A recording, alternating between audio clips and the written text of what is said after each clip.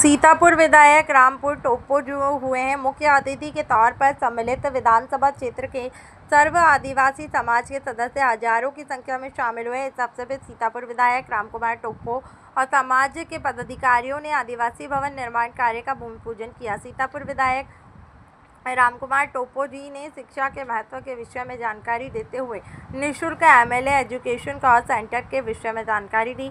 विधानसभा क्षेत्र के युवाओं के लिए स्थापित किया। नशाबंदी के दुष्प्रभाव के बारे में जानकारी देते हुए नशे से दूर रहने के लिए कहा है। नशा पानी के दुष्प्रभाव के बारे में आदिवासी समाज के कार्यक्रम में आप उपस्थित रहे और आदिवासी समाज की संस्कृति के अनुरूप त्यौहार मनाया गया। सर्वप्रथम हम 32वां विश्व आदिवासी दिवस की क्षेत्रवासियों को बहुत शुभकामनाएं देते हैं और इस अवसर पर पूरे क्षेत्रवासी उपस्थित रहे और विभिन्न प्रकार के कार्यक्रमों द्वारा समाज के बच्चियों ने और बेटों ने प्रस्तुति भी दिया है। उसके लिए भी हम उनको शुभकामनाएं देते हैं। सर्व आदिवासी समाज के भवन के लिए भी घोषणा की है आपने कुछ राशि इसके लिए?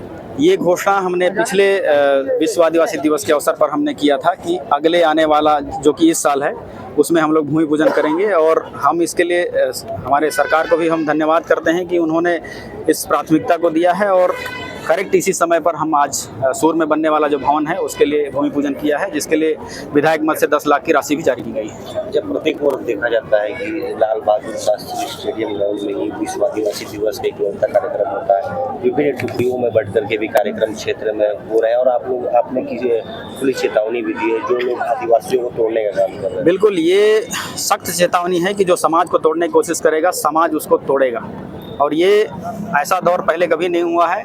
लेकिन कुछ लोग ज़मीन तलाश रहे हैं, ज़मीन उन्हीं की थी तो ज़मीन को संजो के रखना चाहिए था, तो किसी रामकुमार टोप्पो को आने की ज़रूरत नहीं थी यहाँ। लेकिन आज अगर उसको ज़मीन को तलाशने की कोशिश कर रहे हैं तो शायद उनकी ज़रूरत यहाँ नहीं है। लेकिन अगर बरगलाने की कोशिश कर रहे हैं हमारे आदिवासी समाज के भाइयों बहनों को तो वो बिल्कुल बरगलने वाले नहीं है। समय आने पर उनको सबको जवाब मिलेगा और उनको सतर्क रहने की ज़रूरत है। साजिश किसकी आदिवासी समाज को तोड़ने की?